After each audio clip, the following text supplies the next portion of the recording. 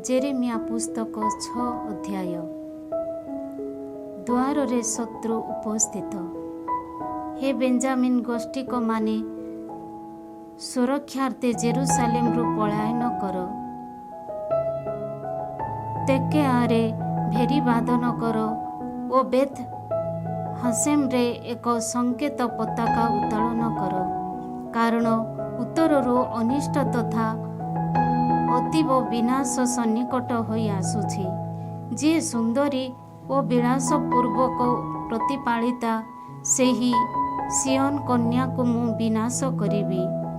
सेमानक मेषपल समेत मेषपालक माने ताहा विरुद्धरे आसिबे।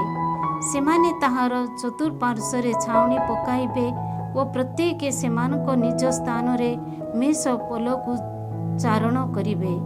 ताहा विरुद्धरे युद्ध पाई प्रस्तुत हो। उठी मध्याह्न समय रे आमे आक्रमण करिबा। हाय आम्भान को धिक। बेल बुड़ी जाउछि, अपराह्नर छाया दीर्घ होई आसुछि। उठ राति रे आक्रमण करी आमे ताहार अट्टालिका गुड़िक विनाश करिबा।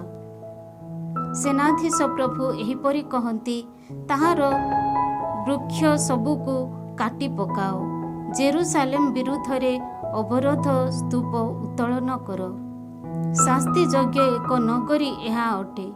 ताहा मध्यरे अत्याचार व्यतीत अन्य किछि नाही। कूपरे मधुर जल जेपरि भरी होई रहे, सेहीपरि ताहा मध्यरे नूतन दुष्टता विराजमान थाए। केवल हिंसा तथा विनाशर शब्द सुना जाए। केवल रोग तथा क्षत मु देखिबाकु पाए। हे जेरुसालेम सावधान हो, काले तुम समीपरू मु दूरेई जीवी ओ मु तुमको विजन तथा बासहीन स्थान रे परिणत करिबी। सेनाधीश प्रभु कहंती, द्राक्षा उद्यान रे उच्छन जेपरि संगृहीत हुए, सेहीपरि इस्राएल रे अवशिष्ट होई रहुथिबा लोकंकर संधान कर। द्राक्षा संग्रह सदृश्य ताहार शाखा प्रशाखा दे पुनराय संधान कर। सेमाने जेपरि मो कथा सुनंती, तन्निमंते मु काहाकू कथा कहिबी ओ सतर्कित कराइबी। सेमानंकर कान रुद्ध, सेमाने मनोजोग करि पारिबे नाही। सेमानंक प्रति प्रभुंकर वचन निंदारे विषय। ताहा सुनिबा पाई सेमाने आदे संतुष्ट हुअंती नाही। सुतरां मु प्रभुंक कोपरे उल्लसित हुए। ताहा संभाली रखी मु क्लांत हुए। प्रभु कहंती, मार्ग रे थिबा बालक मानक उपरे ओ युवक मानक समारोह उपरे ताहाकू ओजाड़ी दियो। पति तथा पत्नी, वयोवृद्ध तथा अत्यधिक जराजीर्ण व्यक्ति मानक उपरे ताहा पड़ू। प्रभु कहंती, सेमानक पत्नी मानक समेत सेमानकर गृह तथा शस्य क्षेत्र अन्यमानक हस्तरे समर्पित हेबो। कारण एही देशवासी मानक उपरे मोर हस्त मु उठाइबी। नगण्य ठारू महान व्यक्ति पर्यंत समस्ते अन्याय आदाय लाभ करिबा पाई लोलुप। समस्त प्रवक्ता ओ जाजक समान भावे कपट आचरण करती। सेमाने मोर सृजन मानक क्षतकू लघु भावे सुस्थ करि अछंती ओ शांति जेबे न थिला से समय रे कहि अछंती, शांति शांति। घृण कार्य करिबा बेले सेमाने कोन लज्जाबोध हेले ना? सेमाने कदापि लज्जित हेले नाही। लज्जित हेबाकू सेमाने जानि न थिले। सुतरां पड़ी जाउथिबा लोकंक गहन रे सेमाने मध्य पड़िबे। प्रभु कहंती, जे मु सेमानंकु दंड देबा समय रे सेमाने भूपतित हेबे। प्रभु कहंती, पथ पार्श्वरे ठिया होई देख, प्राचीन मार्ग बळी संबंधरे अन्वेषण कर। उत्तम मार्गर संधान पाई सेथिरे विचरण कर। तेबे तुम्हमानकर आत्मा विश्राम लाभ करिबो। किंतु सेमाने कहिले, आमे सेही पथरे विचरण करिबु नाही। मु तुम मानक उपरे प्रहरी मानक नियोजित कली ओ कहिली जे ଭେରୀ ବାଦନର ଶବ୍ଦ ପ୍ରତି ମନୋଯୋଗୀ ହୁଅ। କିନ୍ତୁ ସେମାନେ କହିଲେ ଯେ ଆମେ ମନୋଯୋଗୀ ହେବୁ ନାହିଁ। ସୁତରାଂ ହେ ଜାତି ସକଳ ଶୁଣ, ହେ ଜନମଣ୍ଡଳୀ ଜାଣି ରଖ, ସେମାନଙ୍କ ପ୍ରତି ଯାହା ଘଟିବ ତାହା ପ୍ରତି ମନୋଯୋଗୀ ହୁଅ। ହେ ପୃଥିବୀ ଶୁଣ, ଏହି ଜନତାର ମନ୍ଦ ଆଲୋଚନାର ପ୍ରତିଫଳ ସଦୃଶ୍ୟ ମୁଁ ସେମାନଙ୍କ ପ୍ରତି ଅନିଷ୍ଟ ଘଟାଇବି। କାରଣ ସେମାନେ ମୋର ବଚନ ଶୁଣିଲେ ନାହିଁ ଓ ମୋର ବିଧାନ ଅସ୍ୱୀକାର କଲେ। ସେବାରୁ ଗୁଗୁଳ ଓ ସୁଦୂରରୁ ସୁଗନ୍ଧ ବୁଦା ନେଇ କାହିଁକି ମୋ ପାଖକୁ ଆସିବ? ତୁମମାନଙ୍କର ହୋମବଳି ସବୁ ସୁଗ୍ରାହ୍ୟ ନୁହେଁ, କିମ୍ବା ତୁମର ନୈବେଦ୍ୟ ସକଳ ମୋ ପ୍ରତି ପ୍ରୀତିକର ନୁହେଁ। ସୁତରାଂ ପ୍ରଭୁ କହନ୍ତି, ଏହି ଜନତା ସମ୍ମୁଖରେ ମୁଁ ପ୍ରତିବନ୍ଧକ ସ୍ଥାପନ କରିବି ଓ ସେମାନେ ଝୁଣ୍ଟି ପଡ଼ିବେ। ପିତା ଓ ପୁତ୍ର ଏକାବେଳରେ ଝୁଣ୍ଟି ପଡ଼ିବେ ଓ ପ୍ରତିବେଶୀ ତଥା ମିତ୍ରମାନେ ବିନାଶ ହେବେ। ପ୍ରଭୁ କହନ୍ତି, ଦେଖ, ଉତ୍ତର ଦେଶରୁ ଏକ ଜନତା ଆସନ୍ତି, ପୃଥିବୀର ସୁଦୂରସ୍ଥ ପ୍ରାନ୍ତରୁ ଏକ ବିରାଟ ଜାତି ଉତ୍ତେଜିତ ହୋଇଛି। ସେମାନଙ୍କ ହସ୍ତରେ ସେମାନେ ଧନୁ ତଥା ବର୍ଚ୍ଛା ଧରନ୍ତି। ସେମାନେ ଅନୁକମ୍ପା ରହିତ ନିଷ୍ଠୁର ବ୍ୟକ୍ତି ଅଟନ୍ତି। ସେମାନଙ୍କର ଶବ୍ଦ ଗର୍ଜନଶୀଳ ସମୁଦ୍ର ସଦୃଶ୍ୟ ଅଟେ। ସେମାନେ ଘଟକ ଉପରେ ବିହାର କରନ୍ତି। ହେ ସିୟନ କନ୍ୟା, ଧାଡ଼ି ଧାଡ଼ି ହୋଇ ତୁମ ବିରୁଦ୍ଧରେ ଯୁଦ୍ଧ କରିବା ପାଇଁ ସେମାନେ ଆସନ୍ତି। ଆମ୍ଭେମାନେ ସେହି ସମ୍ବାଦ ଶୁଣିବାକୁ ପାଇଲୁ, ନିଃସହାୟତା ପୂର୍ବକ ଆମର ହସ୍ତ ଦୁର୍ବଳ ହୋଇଛି। ପ୍ରସବ ବେଦନାଗ୍ରସ୍ତ ନାରୀ ଯେଉଁ ବ୍ୟଥା ଅନୁଭବ କରେ, ସେପରି ବ୍ୟଥାରେ ଆମେ ଅଭିଭୂତ। କ୍ଷେତ ଆଡ଼େ ଯାଉନାହିଁ କିମ୍ବା ରାସ୍ତାରେ ବିଚରଣ କର ନାହିଁ, କାରଣ ଶତ୍ରୁ ଖଡ଼ଗକୁ ଧରିଛି ଓ ସର୍ବତ୍ର ଆତଙ୍କ ଛକି ରହିଛି। ମୋର ସୃଜନମାନଙ୍କର ହେ କନ୍ୟା, ଚଟ ବସ୍ତ୍ର ପରିହିତ ହୁଅ, ଭସ୍ମ ଉପରେ ଗଡ଼ିଯାଅ। କେବଳ ଏକମାତ୍ର ପୁତ୍ର ଉଦ୍ଦେଶ୍ୟରେ ଯେଉଁପରି କରାଯାଏ, ସେହିପରି ତିକ୍ତ ଭାବରେ ବିଳାପ କର। କାରଣ ଆକସ୍ମିକ ଭାବେ ସଂହାରକ ଆମ ବିରୁଦ୍ଧରେ ଆସିବ। ମୋର ସୃଜନମାନଙ୍କୁ ପରୀକ୍ଷା କରି ସେମାନଙ୍କର ମାର୍ଗ ସମ୍ବନ୍ଧରେ ବୁଝିବା ପାଇଁ ମୁଁ ତୁମକୁ ଏକ ସଂଶୋଧକ ତଥା ପରୀକ୍ଷକ ରୂପେ ନିଯୁକ୍ତ ପ୍ରଦାନ କରିଅଛି। ସେମାନେ ସମସ୍ତେ ଅନମନୀୟ ବିଦ୍ରୋହୀ ଗଣ। ସେମାନେ ମିଥ୍ୟାବାଦ ବିସ୍ତାର କରନ୍ତି। ସେମାନେ ପିତ୍ତଳ ତଥା ଲୌହ ସଦୃଶ୍ୟ। ସେମାନେ ସମସ୍ତେ କପଟ ଆଚରଣ କରନ୍ତି। ଭାତି ସକଳ ଶକ୍ତିପୂର୍ବକ ବାଜୁଛି, ସୀମା ଅଗ୍ନିରେ ତରଳି ଯାଏ। ଏପରି ଶୁଦ୍ଧିକରଣ କ୍ରିୟା ନିଷ୍ଫଳ, କାରଣ ଦୁଷ୍ଟମାନେ ଅପସାରିତ ହୁଅନ୍ତି ନାହିଁ। ପ୍ରଭୁ ସେମାନଙ୍କର ଅସ୍ୱୀକାର କରିଅଛନ୍ତି, ସୁତରାଂ ସେମାନେ ଅସ୍ୱୀକୃତ ରୌପ୍ୟ ନାମରେ ନାମିତ। 7 ଅଧ୍ୟାୟ। ଦେବାଳୟରେ ପ୍ରବକ୍ତାଙ୍କର ବକ୍ତୃତା। ଜେରେମିୟାଙ୍କ ପ୍ରତି ଏହି ପ୍ରଭୁ ବଚନ କଥିତ ହେଲା। ପ୍ରଭୁଙ୍କ ଆଳୟର ଦ୍ୱାରରେ ଠିଆ ହୋଇ ଏହି ବଚନ ଘୋଷଣା କର। ପ୍ରଭୁଙ୍କୁ ଆରାଧନା କରିବା ପାଇଁ ଏହି ଦ୍ୱାର ଦେଇ ପ୍ରବେଶ କରୁଥିବା ହେ ଯୁବାବାସୀ, ଏହି ବଚନ ଶୁଣ। ସେନାଧୀଶ ପ୍ରଭୁ ଇସ୍ରାଏଲର ଈଶ୍ୱର କହନ୍ତି, ତୁମମାନଙ୍କର ମାର୍ଗ ତଥା କାର୍ଯ୍ୟ ସଂଶୋଧନ କର। ତାହେଲେ ଏହି ସ୍ଥାନରେ ବାସ କରିବା ପାଇଁ ମୁଁ ତୁମମାନଙ୍କୁ ଅନୁମତି ଦେବି। ଏହା ପ୍ରଭୁଙ୍କର ଆଳୟ ଅଟେ। ପ୍ରଭୁଙ୍କର ଆଳୟ, ପ୍ରଭୁଙ୍କର ଆଳାପ ଏପରି ପ୍ରବଞ୍ଚନାତ୍ମକ ବାକ୍ୟରେ ଆସ୍ଥା ସ୍ଥାପନ କର ନାହିଁ।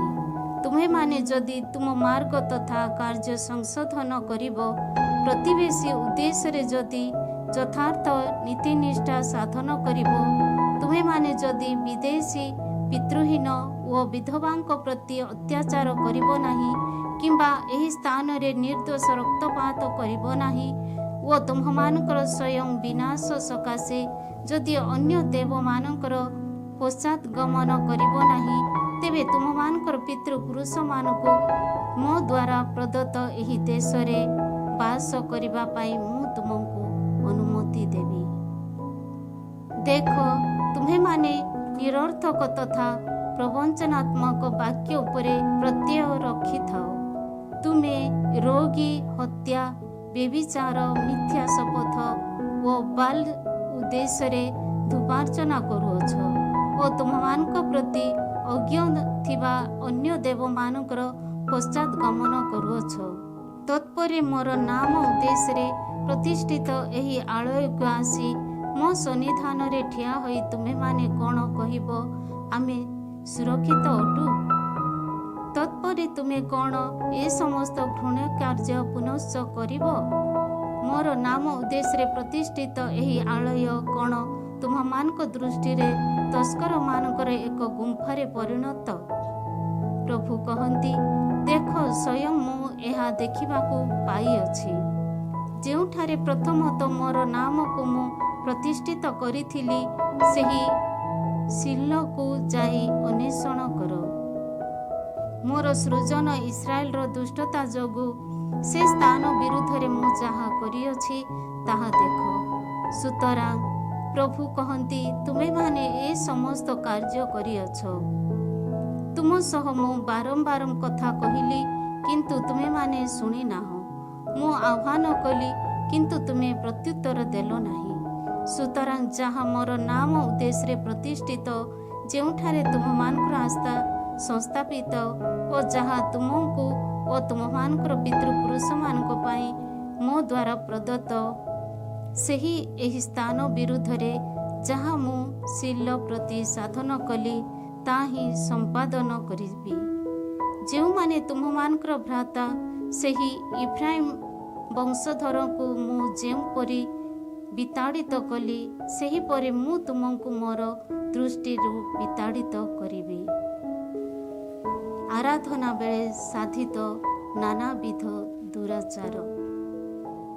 ଏହି ଜନତା ପାଇଁ ତୁମେ ପ୍ରାର୍ଥନା କର ନାହିଁ, କିମ୍ବା କ୍ରନ୍ଦନ ପୂର୍ବକ ନିବେଦନ କର ନାହିଁ। ସେମାନଙ୍କ ପାଇଁ ମୋ ସନ୍ନିଧାନରେ ମଧ୍ୟସ୍ଥ ପ୍ରାର୍ଥନା କର ନାହିଁ, କାରଣ ମୁଁ ତୁମର ପ୍ରାର୍ଥନା ଶୁଣିବି ନାହିଁ।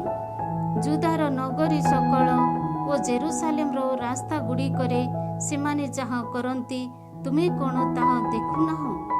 ଆକାଶର ରାଣୀ ଉଦ୍ଦେଶ୍ୟରେ ଉତ୍ସର୍ଗ କରିବା ପାଇଁ ପିଷ୍ଟକ ପ୍ରସ୍ତୁତ କରିବା ସକାଶେ ପିଲାମାନେ କାଠ ସଂଗ୍ରହ କରନ୍ତି। ପିତା କ'ଣ ଅଗ୍ନି ଜଳାନ୍ତି ଓ ମାତାମାନେ ମଇଦା ଦଳନ୍ତି। ମୋତେ କୁପିତ କରାଇବା ସକାଶେ ସେମାନେ ଅନ୍ୟ ଦେବମାନଙ୍କ ଉଦ୍ଦେଶ୍ୟରେ ପାନୀୟ ବଳି ଢାଳି ଦିଅନ୍ତି। ପ୍ରଭୁ ପଚାରନ୍ତି, ଯାହାକୁ ସେମାନେ କୁପିତ କରାନ୍ତି, ସେ କ'ଣ ମୁଁ?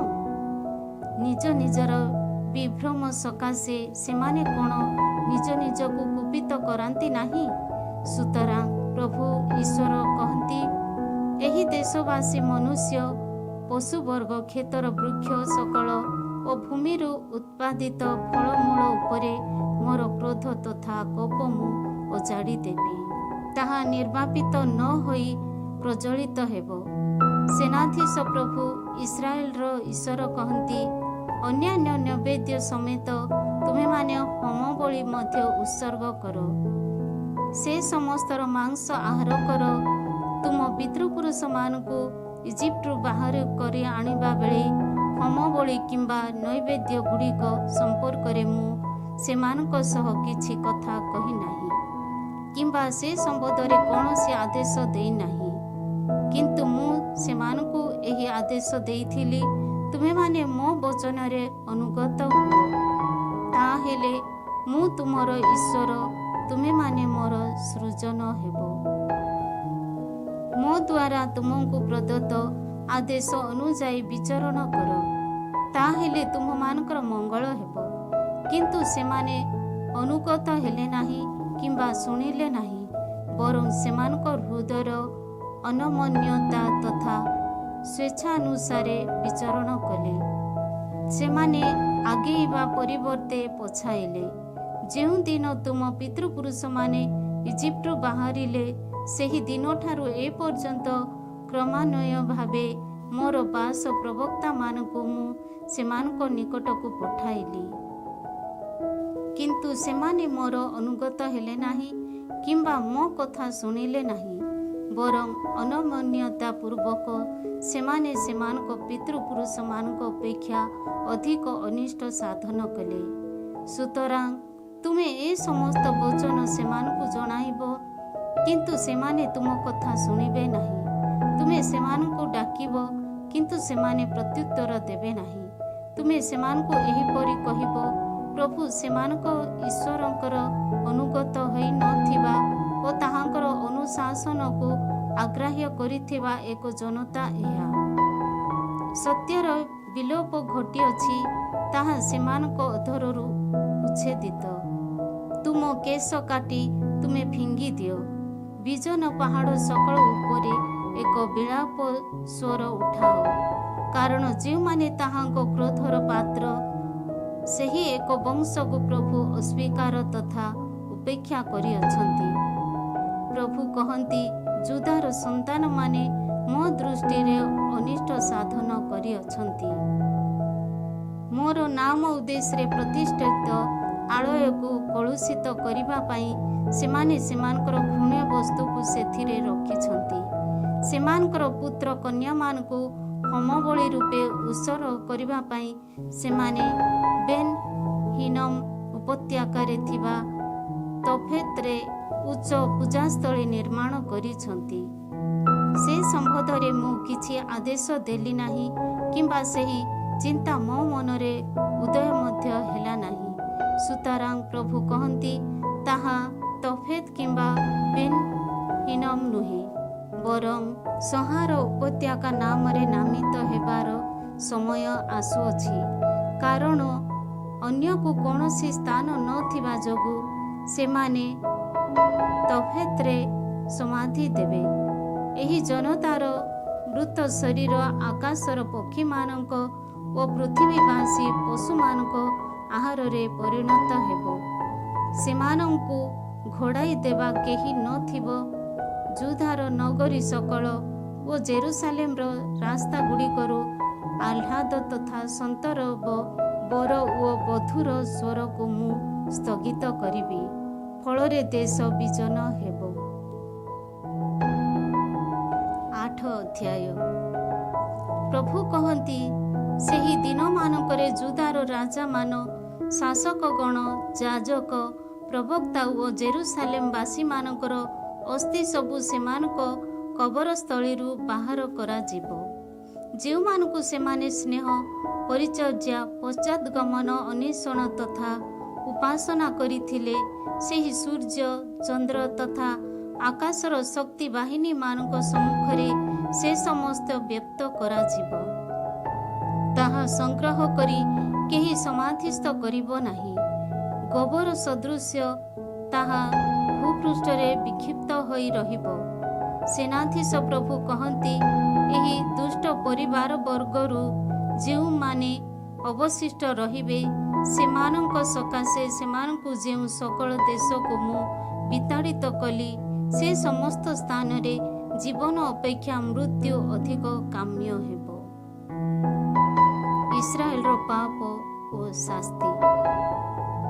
ତୁମେ ସେମାନଙ୍କୁ କୁହ, ପ୍ରଭୁ କହନ୍ତି, ପତିତ ବ୍ୟକ୍ତି କ'ଣ ଉଠେ ନାହିଁ? ପଥଭ୍ରଷ୍ଟ ଲୋକ କ'ଣ ଫେରି ଆସେ ନାହିଁ? ତାହେଲେ ଏହି ଜନତା କାହିଁକି ପଥଭ୍ରଷ୍ଟ ହୋଇଛି? ସେମାନଙ୍କ ପ୍ରବଞ୍ଚନାରେ ଅନୁରକ୍ତ ଫେରି ଆସିବା ପାଇଁ ସେମାନେ ଅସମ୍ମତ। ମନୋଯୋଗ ସହକାରେ ମୁଁ ଶୁଣିଅଛି, ସେମାନେ ସତ୍ୟ କଥା କହି ନାହାନ୍ତି। ମୁଁ କ'ଣ କଲି ବୋଲି କହି ସେମାନେ ସେମାନଙ୍କ ଦୁଷ୍ଟତା ସମ୍ବନ୍ଧରେ ଅନୁତପ୍ତ ହୁଅନ୍ତି ନାହିଁ। ରଣଭୂମି ଦିଗରେ ଧାଉଁଥିବା ଘଟକ ସଦୃଶ୍ୟ ପ୍ରତ୍ୟେକ ବ୍ୟକ୍ତି ନିଜ ନିଜ ପଥରେ ଗମନ କରନ୍ତି। ଆକାଶରେ ସାରସ ପକ୍ଷୀ ମଧ୍ୟ ତାର ସମୟ ଜାଣେ। ଘୁଘୁ, ଗେଣ୍ଡାଳିଆ ଓ ବଗ ସେମାନଙ୍କର ଫେରିଯିବା ପାଇଁ ନିରୂପିତ ସମୟ ପାଳନ କରନ୍ତି। କିନ୍ତୁ ମୋର ସୃଜନମାନେ ପ୍ରଭୁଙ୍କ ଅଧ୍ୟାଦେଶକୁ ଜାଣନ୍ତି ନାହିଁ। ତୁମେମାନେ କିପରି କହିପାରିବ, ଆମେ ଜ୍ଞାନୀ ଓ ପ୍ରଭୁଙ୍କର ବିଧାନ ଆମେ ପାଳନ କରୁଅଛୁ? କିନ୍ତୁ ଶାସ୍ତ୍ରଜ୍ଞମାନଙ୍କର କପଟ କଲମ ତାହାକୁ ମିଥ୍ୟାରେ ପରିଣତ କରିଅଛି। ଜ୍ଞାନୀ ଲୋକେ ଲଜ୍ଜିତ କରାଯିବେ, ସେମାନେ ବିଭ୍ରାନ୍ତ ହେବେ ଓ ଧରାଯିବେ। ସେମାନେ ପ୍ରଭୁଙ୍କ ବଚନ ଅସ୍ୱୀକାର କରିଛନ୍ତି, ତେବେ ସେମାନେ କେଉଁଭଳି ଜ୍ଞାନୀ ହୋଇପାରିବେ? ସୁତରାଂ ସେମାନଙ୍କର ପତ୍ନୀମାନଙ୍କୁ ଅନ୍ୟ ଲୋକଙ୍କ ହସ୍ତରେ ଓ ସେମାନଙ୍କ କ୍ଷେତ ଗୁଡ଼ିକୁ ଆକ୍ରମଣକାରୀମାନଙ୍କ ହସ୍ତରେ ମୁଁ ସମର୍ପଣ କରିବି। ନଗଣ୍ୟ ବ୍ୟକ୍ତିଠାରୁ ମହାନ ବ୍ୟକ୍ତି ପର୍ଯ୍ୟନ୍ତ ସମସ୍ତେ ଅନ୍ୟାୟ ଲାଭର ଆଶାୟୀ ହୋଇଛନ୍ତି। ଉଭୟ ଯାଜକ ତଥା ପ୍ରବକ୍ତା ସମଭାବେ କପଟ ଆଚରଣ କରନ୍ତି। ମୋର ସୃଜନମାନଙ୍କର କ୍ଷତକୁ ସେମାନେ ଲଘୁ ଭାବେ ସୁସ୍ଥ କରିଅଛନ୍ତି ଓ ଶାନ୍ତି ଯେବେ ବିରାଜୁ ନଥିଲା ସେ ସମୟରେ କହିଅଛନ୍ତି, ଶାନ୍ତି ଶାନ୍ତି। ଘୃଣ କାର୍ଯ୍ୟ କରିଥିବା ବେଳେ ସେମାନଙ୍କର କ'ଣ ଲଜ୍ଜାବୋଧ ହେଲା? ନା, ସେମାନେ କଦାପି ଲଜ୍ଜିତ ହେଲେ ନାହିଁ। ଲଜ୍ଜିତ ହେବାକୁ ସେମାନେ ଜାଣିନଥିଲେ। ସୁତରାଂ ପଡ଼ିଯାଉଥିବା ଲୋକଙ୍କ ଗହଣରେ ସେମାନେ ମଧ୍ୟ ପଡ଼ିବେ। ପ୍ରଭୁ କହନ୍ତି, ମୁଁ ଯେବେ ଦଣ୍ଡ ଦେବି ତେବେ ସେମାନେ ଭୂପତିତ ହେବେ। ପ୍ରଭୁ କହନ୍ତି, ଫସଲ ଅମଳ କରିବା ପାଇଁ ମୁଁ ନିଷ୍ପତ୍ତି ନେଇଅଛି, କିନ୍ତୁ ଦ୍ରାକ୍ଷାଲତାରେ ଓ ଡିମିରି ବୃକ୍ଷର ଫଳ ଦେଖିବାକୁ ମିଳେ ନାହିଁ। ପତ୍ର ସବୁ ମଧ୍ୟ ଶୁଷ୍କ ହୋଇ ଝଡ଼ି ପଡ଼ିଛି। ଆଉ ଯାହା ଯାହା ମୁଁ ସେମାନଙ୍କୁ ଦେଲି ତାହା ସେମାନଙ୍କ ଠାରୁ ଚାଲିଯାଇଛି। ଆମେ କାହିଁକି ନିଷ୍ଫଳ ହୋଇ ରହିବା? ଏକତ୍ରିତ ଭାବେ ଆମ ଦୁର୍ଗ ବିଶିଷ୍ଟ ନଗରୀ ସକଳକୁ ଯାତ୍ରା କରିବା ଓ ସେଠାରେ ଆସି ପହଞ୍ଚି ବିନଷ୍ଟ ହେବା। କାରଣ ପ୍ରଭୁଙ୍କ ବିରୁଦ୍ଧରେ ପାପ କରିଥିବା ଯୋଗୁଁ ଆମକୁ ବିନାଶ କରିବା ପାଇଁ ପ୍ରଭୁ ନିଷ୍ପତ୍ତି ନେଇଛନ୍ତି ଓ ବିଷାକ୍ତ ଜଳ ପାନ କରିବା ପାଇଁ ଆମକୁ ଦେଇଛନ୍ତି। ଆମେ ଶାନ୍ତିର ସନ୍ଧାନ କଲୁ, କିନ୍ତୁ ତାହା ନିଷ୍ଫଳ ହେଲା। ସୁସ୍ଥୀକରଣରେ ସମୟ ସନ୍ଧାନ କଲୁ, କିନ୍ତୁ ଦେଖ, କେବଳ ଆତଙ୍କ ପରିଲକ୍ଷିତ ହୁଏ। ସେମାନଙ୍କ ଘଟକ ଗୁଡ଼ିକର ନାସିକାରୁ ଉଦ୍ଭବ ଶବ୍ଦ ଦାନଠାରୁ ଶୁଣାଯାଏ। ସେମାନେ ଅଣ୍ଡିରା ଘଟକ ଗୁଡ଼ିକର ହେସାରବ ସମଗ୍ର ଦେଶକୁ କମ୍ପିତ କରେ। ସେମାନେ ଆସି ଦେଶ ତଥା ତନ୍ମଧ୍ୟସ୍ଥ ସମସ୍ତ ଓ ନଗରୀ ତଥା ତନ୍ମଧ୍ୟବାସୀ ସମସ୍ତଙ୍କୁ ଗ୍ରାସ କରନ୍ତି। କାରଣ ଦେଖ, ତୁମମାନଙ୍କ ମଧ୍ୟକୁ ସର୍ପ ତଥା କାଳସର୍ପକୁ ମୁଁ ପଠାଇବି। ତୁମେମାନେ ସେଗୁଡ଼ିକୁ ବଶ କରି ପାରିବ ନାହିଁ। ପ୍ରଭୁ କହନ୍ତି, ସେମାନେ ତୁମମାନଙ୍କୁ ଦଂଶନ କରିବେ। ପ୍ରବକ୍ତାଙ୍କର ବିଳାପ। ଶାନ୍ତ ହୋଇପାରୁନଥିବା ଭଳି ମୁଁ ଦୁଃଖମଗ୍ନ ଓ ମୋର ହୃଦୟ ମୋ ଅନ୍ତରରେ ମୂର୍ଚ୍ଛିତ। ଦେଶରେ ଦୈର୍ଘ୍ୟ ତଥା ପ୍ରସ୍ଥ ବ୍ୟାପୀ ମୋର ସୃଜନମାନଙ୍କର କନ୍ୟାର ବିଳାପ ସ୍ୱର ଶୁଣାଯାଏ। ପ୍ରଭୁ କ'ଣ ସିୟନ୍‌ର ନାହାନ୍ତି? ତାହାର ରାଜା କ'ଣ ତାହା ମଧ୍ୟରେ ନାହାନ୍ତି? ସେମାନଙ୍କର ଖୋଦିତ ପିତୁଳା ସବୁ ତଥା ବିଦେଶୀ ଦେବ ପ୍ରତିମୂର୍ତ୍ତି ଗୁଡ଼ିକ ଦ୍ୱାରା ସେମାନେ କାହିଁକି ମୋତେ କୁପିତ କରାଇଅଛନ୍ତି? ଫସଲ ଅମଳର ଅବସାନ ଉପସ୍ଥିତ, ଗ୍ରୀଷ୍ମକାଳ ସମାପ୍ତ, ତଥାପି ଆମେ ରକ୍ଷା ପାଇନାହୁଁ। ମୋର ସୃଜନମାନଙ୍କ କନ୍ୟାର କ୍ଷତ ମୋର ହୃଦୟକୁ ମଧ୍ୟ କ୍ଷତିବିକ୍ଷତ କରିଅଛି। ମୁଁ କ୍ରନ୍ଦନ କରେ, ଆକୁଳତାରେ ମୁଁ ଅଭିଭୂତ। ଗିଲେୟାଦରେ କ'ଣ କିଛି ଔଷଧ ନାହିଁ? ସେଠାରେ କ'ଣ କୌଣସି ଚିକିତ୍ସକ ନାହିଁ? ତାହେଲେ ମୋର ସୃଜନମାନଙ୍କ କନ୍ୟା କାହିଁକି ଆରୋଗ୍ୟ ଲାଭ କଲା ନାହିଁ?